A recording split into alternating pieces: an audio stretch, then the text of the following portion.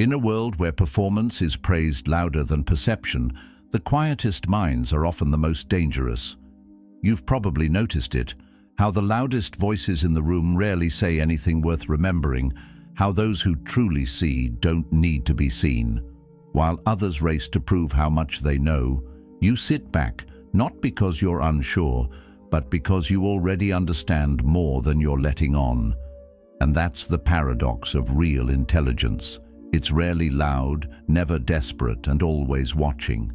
If you've ever felt out of sync with the world, not because you're slow, but because you're seeing 5 moves ahead, this video is for you.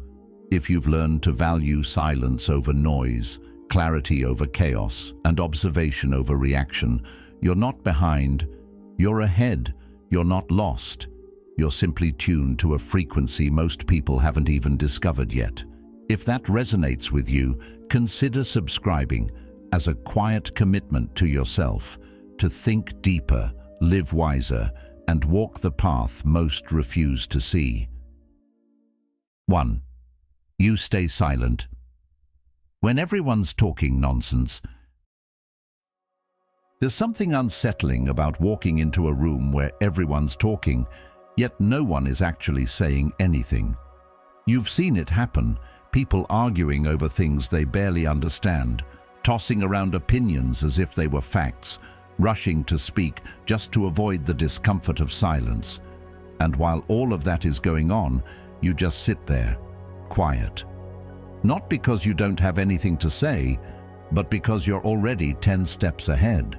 You're listening, watching, piecing together the truth between the lines. That's not shyness.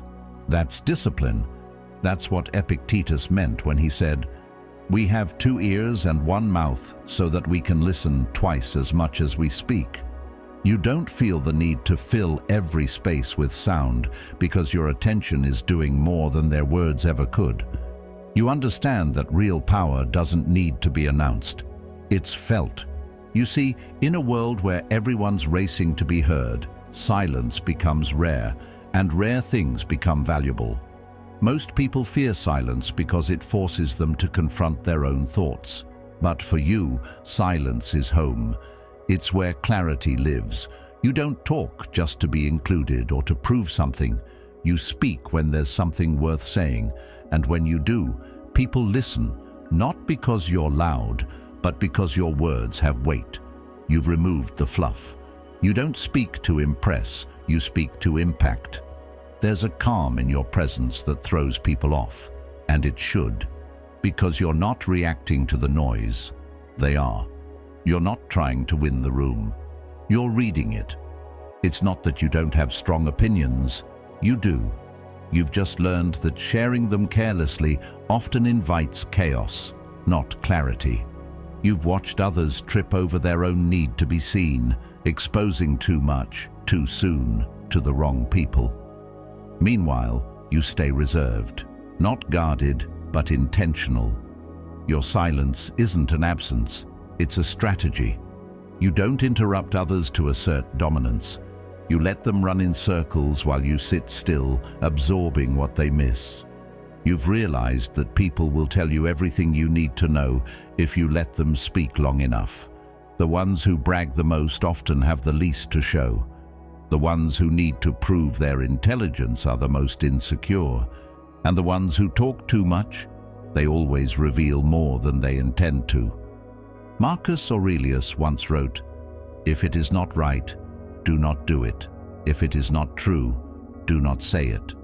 That's how you live. Not because you're trying to be perfect, but because you respect the impact of your words. You don't throw them around like loose change. You spend them like currency, only when necessary and only where it matters. That's why your presence speaks louder than most people's speeches. It's not about being better, it's about being precise, about knowing the difference between reacting and responding, between noise and meaning. You're not afraid of silence because you've made peace with yourself. You're not battling insecurity every time there's a pause in conversation. That's what sets you apart. Carl Jung said, "The ability to be alone with your thoughts is a sign of inner strength." And while others are scrambling to be heard, to be liked, to be validated, you're just observing, collecting patterns, storing insights, playing the long game. You've realized that the loudest voice rarely holds the most truth. It's often the most fragile. And when you speak, you don't compete. You clarify. You don't raise your voice. You raise the standard of the conversation. That's a kind of intelligence that doesn't need applause to exist. It doesn't ask for attention. It just is. And the truth is, you weren't always like this. Maybe you used to over-explain. Maybe you used to talk too much out of nervousness or pressure. But time taught you something that books couldn't. Silence taught you. Disappointment taught you. Being misunderstood taught you. And now, you don't mind being the one who doesn't jump in. You know your presence does more than your words ever could. You've become someone who doesn't just speak, but someone who knows when not to speak. That's a rare gift, and it's one that changes everything. Seneca once warned, "Speech is the mirror of the soul. As a man speaks, so is he." You've taken that to heart. You've stopped broadcasting every thought and started refining them instead. You've learned that restraint is strength, that observation is power, and that people reveal their motives faster when they think no one is paying close attention. You're paying attention. You're always paying attention. And in that space between what people say and what they mean, that's where your intelligence lives. Quietly, calmly, unapologetically. So when you sit in a room full of noise and you choose silence, understand this: you are not invisible, you are in control. Not everyone will get it. Some will assume you're distant, passive, or disconnected. Let them. Because in the stillness of your silence, you're holding something far more powerful than attention: awareness. And in a world that confuses volume with value, awareness is the sharpest tool you can carry. Stay patient, stay observant. Let others spend their energy trying to be seen. You've already seen what matters. And when the time comes, when your words do leave your mouth, they'll echo longer than anyone else's noise ever could. 2. You read. Between the lines, always. There's something exhausting about pretending not to see what you actually see. But for most people, that's exactly how they move through the world, ignoring the gut feelings, brushing off the inconsistencies, and giving others the benefit of the doubt even when something doesn't sit right. You've learned not to do that. Not because you're cynical, but because life taught you that surface-level trust can cost more than it's worth. You've been in situations where people said all the right things and still betrayed you, smiled to your face, praised your work, spoke gently, but their energy, off, their timing, suspicious, their eyes, telling you a completely different story. And while others let those signs slide, you don't, you can't, because once you've seen the pattern, you can't unsee it. You don't call it paranoia, you call it clarity. What others call overthinking, you call observation. You're not looking for drama, you're looking for the truth. And the truth is rarely spoken directly. Most of the time it slips out in hesitation, in avoidance, in contradictions between words and behavior. That's where you listen. Not to what someone says once, but what they repeat without realizing. Not to what they tell the crowd, but to how they act when no one's watching. Carl Jung once said, "Until you make the unconscious conscious, it will direct your life and you will call it fate." You've made it conscious. You're awake to the subtle motives most people try to hide, even from themselves. You notice how someone's tone doesn't match their message. You catch the pauses that come a half second too late. You sense when excitement is forced, when kindness is transactional, when someone is smiling only with their mouth. That ability to read between the lines makes you different. It also makes you a little dangerous, because people can't manipulate you like they do with others. Their charm doesn't blind you. Their sob stories don't work. You can sense when a compliment is bait. You know when someone is mirroring you just to gain your trust. While others are flattered, you're calculating. Not because you want control, but because you value truth over comfort. Epictetus taught, "It is impossible for a man to learn what he thinks he already knows." And you've seen that play out in real life. Most people want to believe what makes them feel good, not what makes them see clearly. They choose illusion because it's softer, but that softness comes with a cost. Blind spots. You don't live like that. You've chosen clarity over convenience. That's why you're so hard to lie to. You pick up on stories that don't line up. You notice when someone's behavior shifts after they get what they want. You can tell when someone's pretending to care. It's not even something you try to do. It's just how you process the world now. And no, it's not always fun. Sometimes it's lonely being this aware. You notice manipulation in conversations that others think are harmless. You pick up on hidden resentment in smiles that everyone else calls friendly. You catch the shift in body language that signals jealousy before anyone says a word. It can feel like carrying a radar that's always on, but at the same time, it's a shield. It protects you from being fooled, from giving your energy to people who only want to drain it, from trusting too soon, too easily, too deeply. Seneca once said, "The greatest remedy for anger is delay." And you understand that deeply because your instinct isn't to react, it's to observe. When someone crosses a line, you don't explode. You file it. You analyze it. You study what made them do it and whether they'll do it again. You let people show you who they really are without rushing to define them. You wait.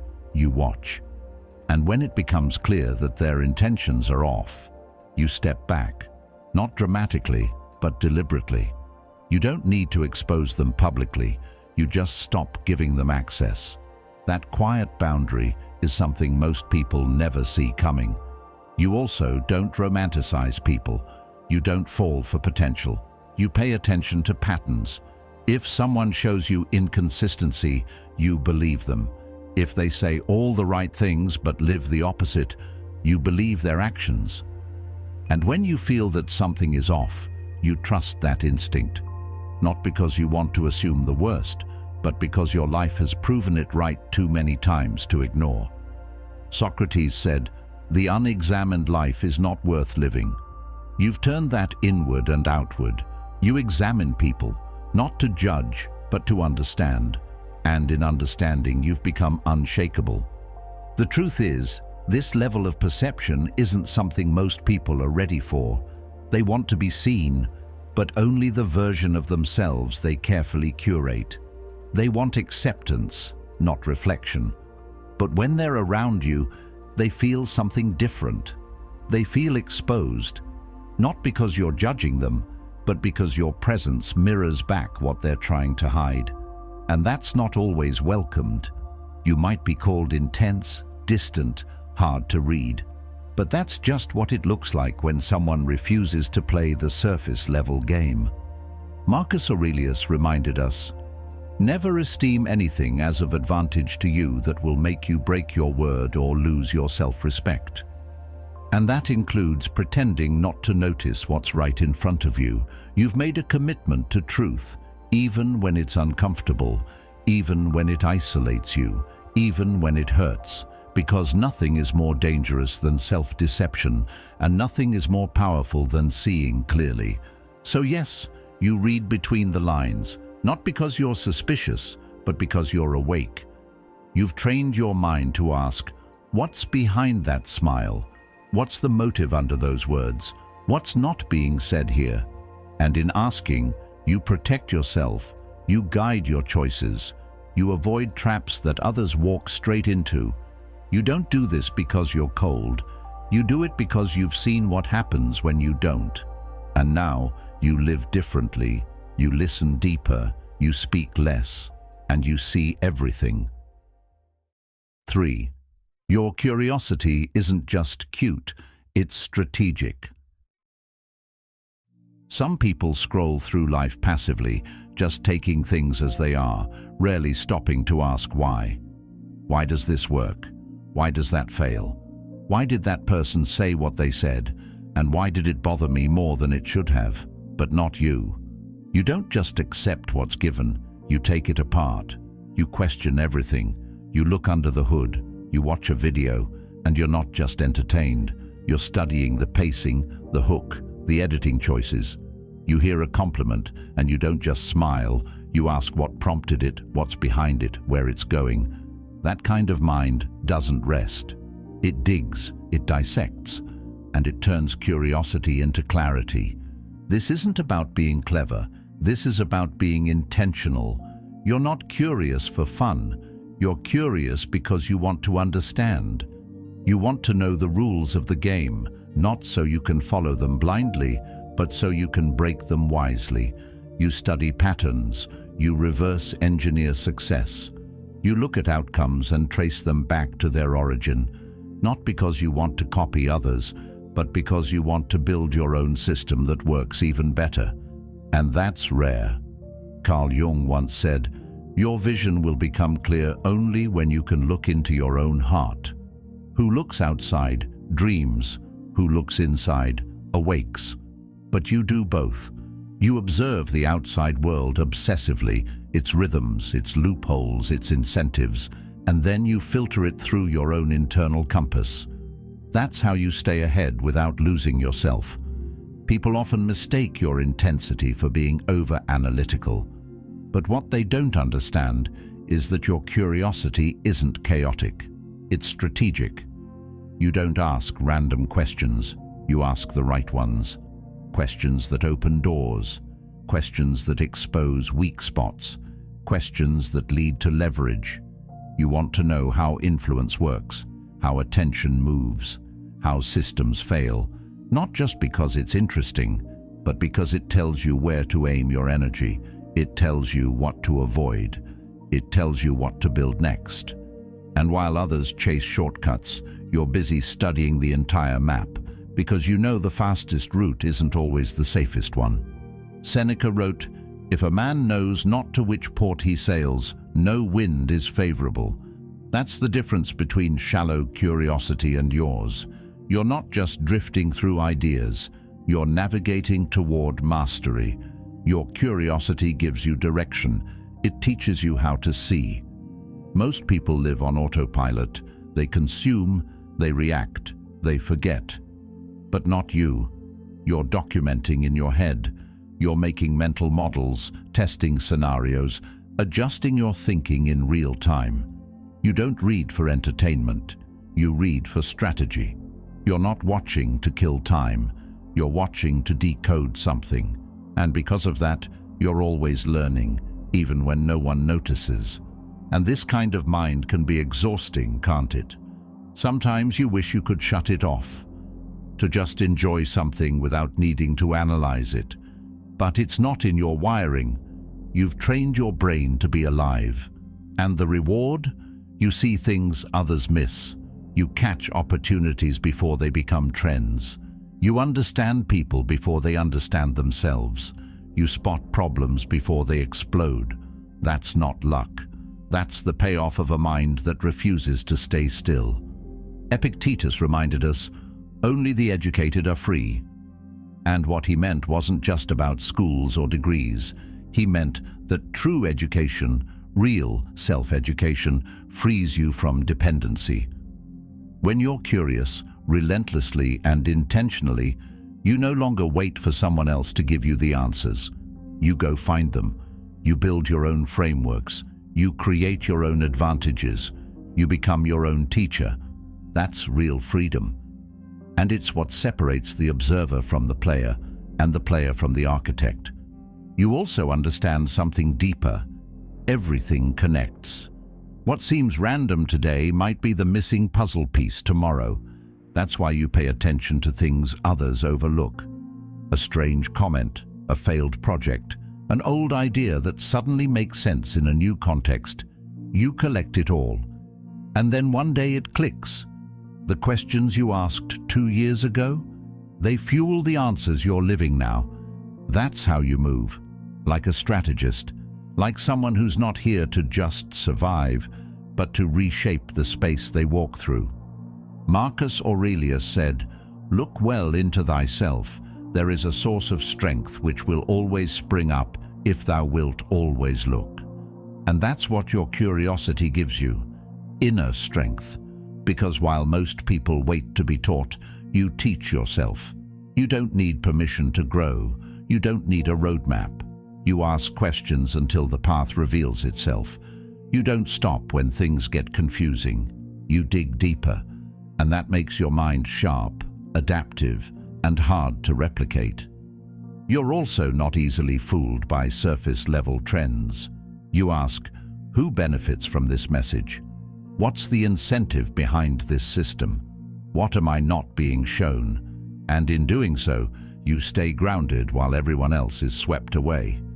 You're not just asking why for the sake of philosophy, you're asking it to protect yourself, to position yourself, to rise without making the mistakes others ignore. That's not cute, that's powerful. So while others are entertained by the show, you're studying the script. While they're reacting to results, you're tracing back the design. And while they wait for answers, you've already moved to the next question.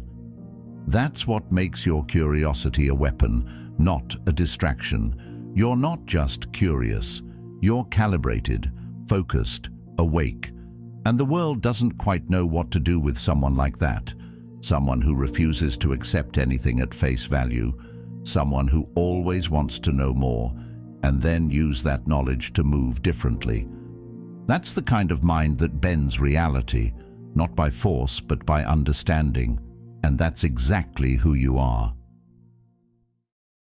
4. You're never bored. Your mind is a playground.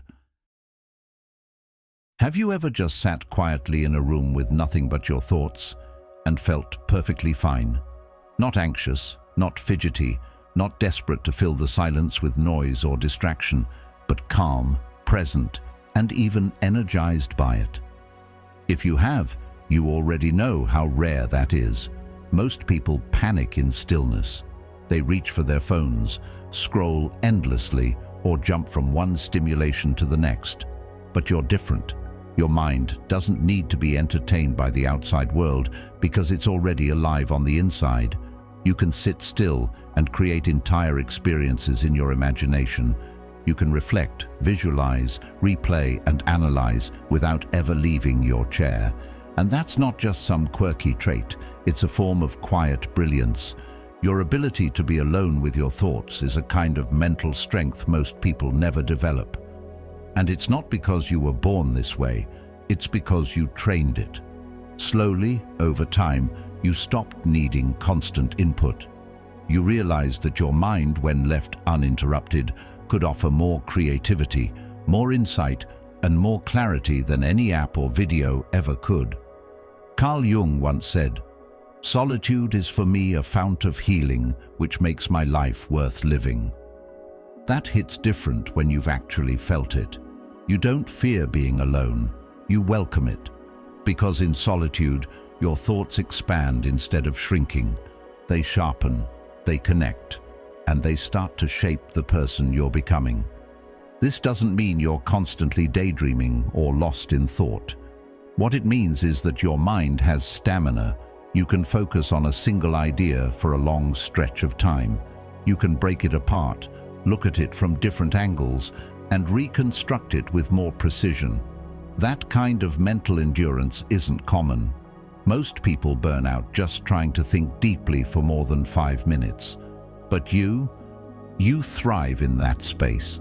You find energy in the stillness because it gives your mind the room to play, to explore, to solve, to imagine, and to grow. Marcus Aurelius once wrote, "Nowhere can man find a quieter or more untroubled retreat than in his own soul." And that's where you go. When the world gets loud, you retreat inward, not to escape, but to recalibrate. You ask yourself real questions. You go over conversations and see where things could have gone differently. You sketch out new plans. You build new visions. You don't need to escape into entertainment to feel alive. You simply go deeper into your own awareness. And in doing so, you become a little more composed, a little more self-reliant, a little more you. People often say boredom is the enemy, but boredom is only a threat to those who haven't built a life inside their own mind. When you have no internal world, you're forced to constantly escape into the external one. That's why people binge content they don't even enjoy. That's why they open apps before they even know why. It's not about pleasure. It's about avoiding stillness. But you've turned stillness into a superpower. You've realized that if your mind is strong enough to entertain itself, then you're free from the grip of endless distractions. Seneca wrote, "The mind that is anxious about future events is miserable." But what about the mind that stays present? The mind that stays rooted in the now, calmly working through its ideas without rushing towards some external stimulus. That mind isn't just peaceful, it's dangerous. Because it can't be manipulated by urgency or noise. It thinks clearly. It makes better decisions. It sees through pressure tactics, and it resists the pull of impulsive distraction. That's what you've built. A mind that not only thinks but stays thinking when others tune out. And maybe you didn't always have this. Maybe there was a time when silence felt uncomfortable, like something was missing. But over time, you began to understand that it wasn't silence that was uncomfortable, it was the lack of control over your own thoughts. And so you started the work.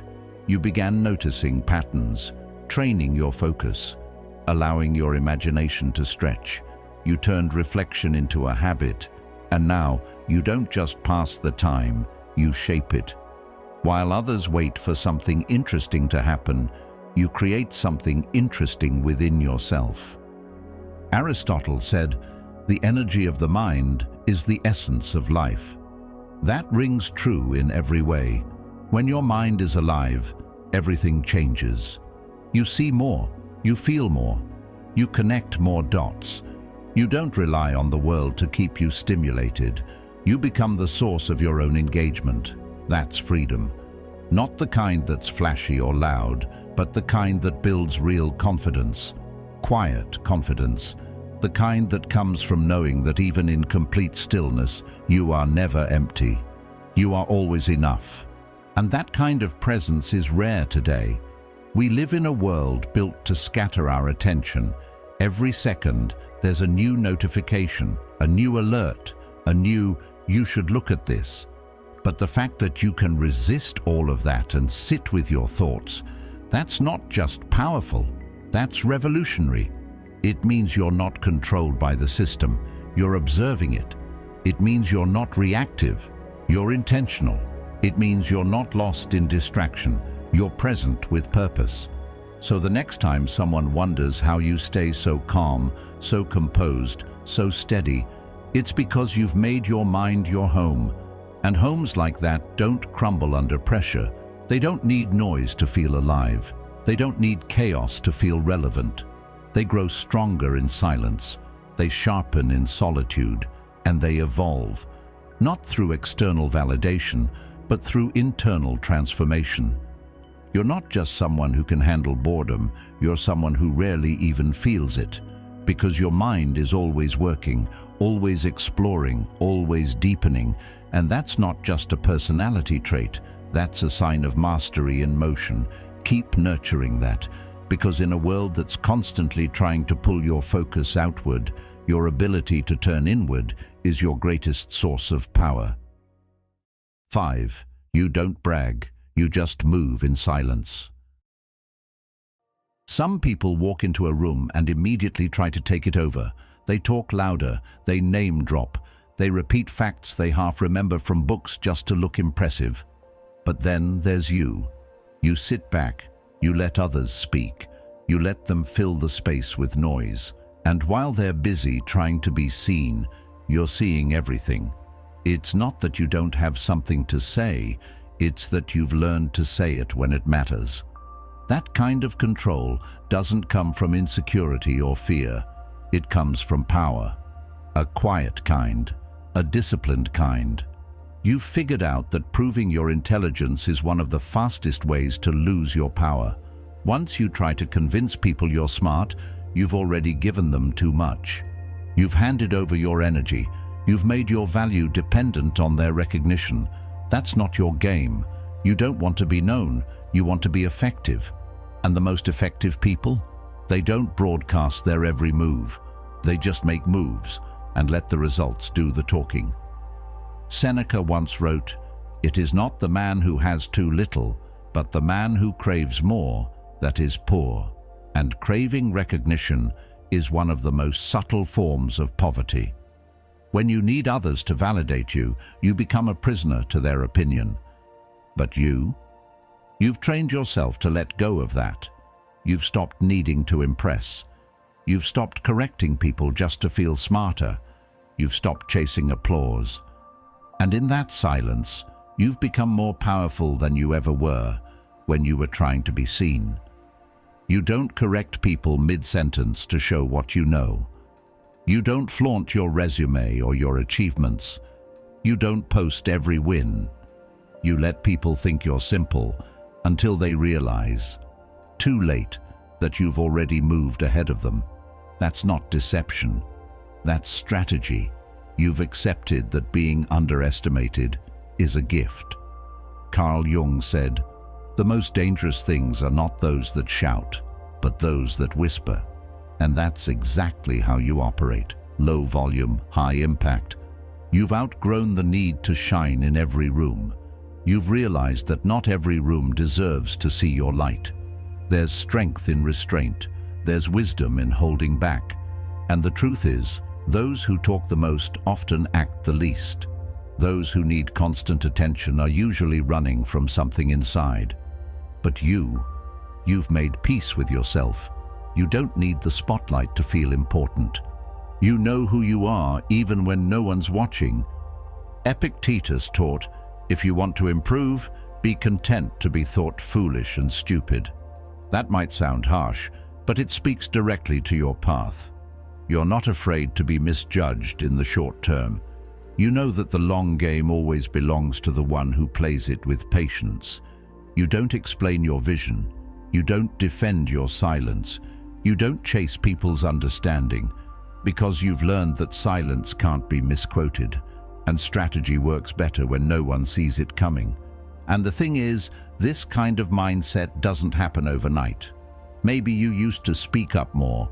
Maybe you used to need that validation. But life taught you. Mistakes taught you. Being overexposed taught you. And now, you choose quiet. You choose focus. You choose depth over display. While others are busy updating everyone about their progress, you're making actual progress. You let the noise pass. You let the trends fade. Because you're building something that doesn't need to trend. It needs to last. Marcus Aurelius reminded himself, waste no more time arguing what a good man should be. Be one. That's how you live. You don't argue about your value. You live it. You don't try to prove your mind. You let your life reflect it. That means choosing actions over announcements. It means moving in silence, not because you're afraid, but because you're focused. It means understanding that power isn't loud, it's intentional.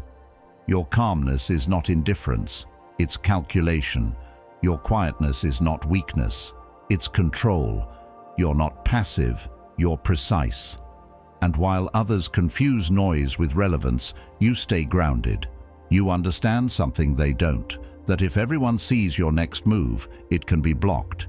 But if no one sees it coming, it can't be stopped. That's why you protect your plans. That's why you move in silence, not to hide, but to win. You've also noticed something else. The loudest people are rarely the most capable.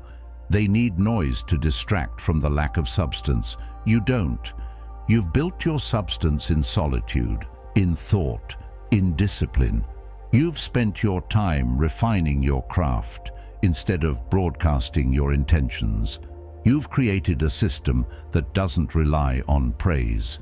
It runs on purpose. Aristotle said, "Knowing yourself is the beginning of all wisdom, and when you really know yourself, you no longer beg others to understand you. You let them misunderstand. You let them think small. You let them assume, because you know the truth doesn't need defending.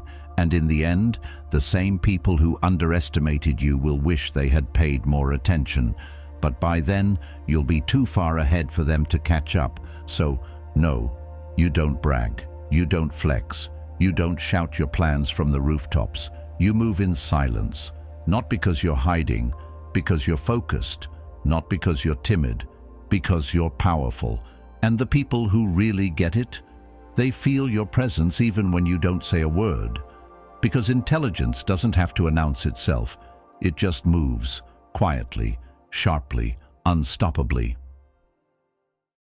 6. You make people think it was their idea. There's a certain kind of intelligence that never needs to shout. It doesn't interrupt. It doesn't dominate conversations. It doesn't insist on being right. Instead, it listens carefully, speaks sparingly, and nudges people gently in the direction of truth, without ever making them feel like they've lost control. You know exactly what I'm talking about because you do it. You've realized that telling people what to do or why they're wrong rarely changes anything. If anything, it just hardens their resistance. But guiding someone to discover the truth on their own, that changes everything. That's not manipulation. It's a higher form of communication. It's subtle, powerful, and almost invisible to the untrained eye. Most people are addicted to being right. They argue to win. They correct others mid-sentence just to prove a point. But you've grown past that. You've seen how ego gets in the way of progress. You've seen how most people will defend a bad idea simply because they don't want to be told they're wrong. And so, you take a different route.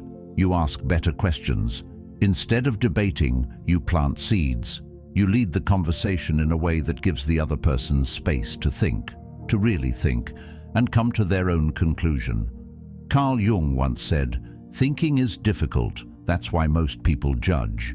You've chosen the harder path. You make people think. And because of that, your influence doesn't come from pressure. It comes from precision. When you guide someone without force, when you leave just enough silence for them to hear their own thoughts, they begin to believe that the insight they arrive at was theirs.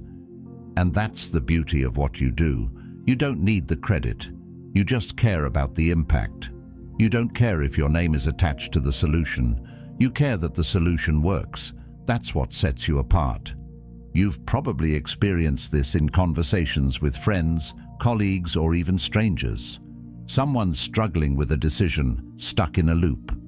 Instead of telling them what you think they should do, you ask them how they feel about it. You ask them what they've tried already. You ask what they're really afraid of. You don't give them your conclusion. You help them reach their own. And then later, they come back to you, grateful, thinking they figured it out by themselves. You just smile, knowing you played your part from the shadows. That's not manipulation. That's wisdom. That's maturity. That's Stoic strategy. This kind of influence isn't just social. It's deeply psychological. You understand the architecture of how people think. You know that identity shapes behavior, that people are more likely to change when they believe the change aligns with who they are, not just what they were told. So you frame things differently. You don't challenge their identity. You speak in ways that reinforce their self-image, gently expanding their view instead of shattering it. That's an art. And very few people do it well. Seneca once said, "He who is brave is free," and part of being brave is letting go of your need to control the spotlight. You're free from the addiction to validation. You don't mind being the ghostwriter behind someone else's moment of clarity. You've realized that true influence doesn't need to be loud. In fact, the quieter it is, the more effective it becomes. Because when people believe the insight is their own, They don't fight it, they embrace it. And let's be honest, it took time to learn this. Maybe there was a version of you that used to correct everyone, jump into debates or try to force your ideas on people. But over time, you saw how that backfired. You saw how pride closes more doors than it opens. So you evolved. You learned to step back. You stopped needing to be the loudest in the room. Now you let people talk, and you listen for what's not being said. You don't rush in. You wait for the right moment. And when you speak, it's not to win, it's to shift the conversation. Plato once said, "Wise men speak because they have something to say. Fools because they have to say something." That hits differently when you've lived it. You know that the person who speaks least often speaks last, and with the most weight. Your words land harder because they come from a place of reflection, not reaction. And the best part? You don't have to push. You don't have to fight. You let people come to you on their own timeline. Because you trust your influence, you know it's not about control, it's about clarity. And clarity doesn't always need your voice. Sometimes it just needs your presence. You've learned that ideas planted with grace take root more deeply than those thrown with force. You're not the hammer, you're the spark, the gentle nudge, the invisible guide. And that, in today's world of endless noise, is one of the most valuable skills you can have. So while others try to dominate the conversation, remember, your strength isn't in overpowering, it's in understanding. And your power, it lies in your ability to shift minds without raising your voice. 7. You don't react. You wait, watch, and strike. There's a difference between feeling something and being controlled by it. Most people blur that line. They feel slighted and they lash out. Someone disagrees with them and they argue just to protect their ego. One minor insult, one misstep, and suddenly it's a full-blown emotional outburst. But not you. You've learned how to hold your fire. You've learned how to feel everything without needing to show everything. That doesn't mean you're cold, it means you're composed. You've separated reaction from response. And in doing so, you've reclaimed a kind of inner power that few people ever experience. It's not that you don't feel disrespected when someone crosses a line. You feel it, but you don't give them the satisfaction of a visible response. You don't start explaining yourself or defending your worth. You just go quiet, not in submission, but in strategy. Carl Jung once said, "Even a happy life cannot be without a measure of darkness." You've accepted that darkness, that sting of offense, the ache of being underestimated, but you let it sharpen you, not shake you. That's what makes your presence unsettling, because people can't read you. They can't predict how you'll react. They can't use your emotions against you because you don't hand them over. You've learned that reactivity is a form of weakness. When you react immediately, you're not in control. The situation is. The other person is. And that's not how you operate. You've developed something stronger than a quick comeback. You've developed patience. Not passive patience, but calculated delay. You let people show their true colors without interrupting them. You give them space to overplay their hand. And when the time comes to respond, your words don't just land, they cut. Seneca wrote, "A sword never kills anybody. It is a tool in the killer's hand." That's how your mind works. Your silence is the sheath. Your thoughts are the sharpening stone. And when you move, it's never out of emotion, it's out of precision. This kind of control is rare. In a world where everyone is taught to speak their mind in every moment, restraint is often misunderstood. People think you're avoiding conflict, but you're not. You're just choosing the right moment to engage, when you've observed, when you've planned, when the outcome is already leaning in your favor. You've stopped arguing just to be right. You've stopped trying to win emotional battles. Because you know that real victory happens in silence, in the part where people realize you weren't ignoring them. you were simply letting them show you who they really are. Aristotle once said, "Anybody can become angry. That is easy. But to be angry with the right person, at the right time, and in the right way, that is not easy." That's the path you've chosen. You're not emotionless. You're emotionally trained. You've chosen not to react because you understand that every reaction is a transaction. It costs you energy, time, peace. And you don't spend that carelessly anymore. When someone tries to provoke you, you stay still. Let them talk. Let them assume. Let them think they've won. Because while they're celebrating early, you're studying. You're making mental notes. And when the timing is right, when you decide, it's your move that ends the game. There's something stoic in how you handle pressure. Marcus Aurelius wrote, "You have power over your mind, not outside events." Realize this, and you will find strength. That principle lives in you. You no longer hand over your peace because of someone else's bad mood. You don't flinch just because someone wants to test you. You've become the kind of person who can absorb tension without letting it leak into your behavior. And that makes you someone people don't quite know how to handle. They expect a fight. They want to provoke emotion. But instead, you give them calm, stillness, silence. And that silence does more damage than yelling ever could. Because in silence, people are forced to sit with themselves, with their choices, with their words.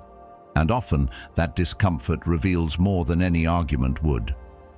Epictetus said, "It's not what happens to you, but how you react to it that matters." And you've taken that to heart. You've faced things, maybe betrayal, maybe disrespect, maybe straight-up injustice. And you've chosen not to let them define you. You didn't explode. You didn't collapse. You simply adapted. You adjusted. You watched. And then you moved on your own terms. And when you moved, you didn't miss. That's what separates you. You play the long game. You know when to act and when to wait. You understand that not every battle is worth fighting, and not every opinion deserves a response. You're not passive. You're selective. You don't waste energy. You conserve it. And because of that, when you do decide to speak, to act, to confront, it hits hard. Because it's rare. Because it's measured. Because it's real.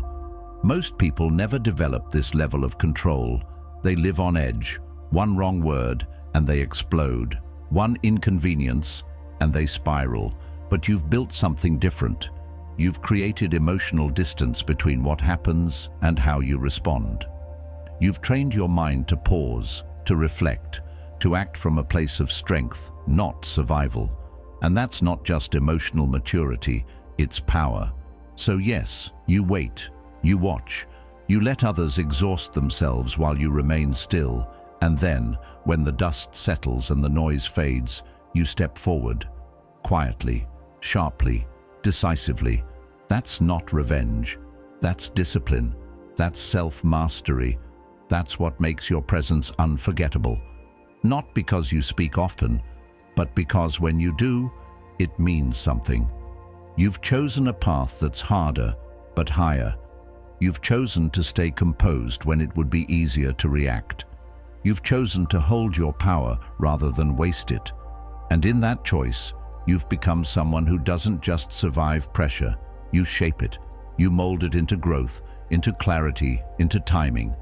That's the mark of someone who doesn't live at the mercy of the world, but someone who has learned how to move through it with grace, with strength, and with surgical precision. Stoic, strategic, unshakable. In a world that moves fast and reacts faster, your calm is not weakness, it's wisdom. Your silence, your patience, your depth, that's your edge. Never forget, it's not the loudest voice that leaves the deepest impact. It's the one that speaks only when it must. If this spoke to something inside you, there's more waiting. Watch one of the videos on your screen now and keep sharpening the quiet power you carry. Thank you for being here. Thank you for being a part of Stoic Journal.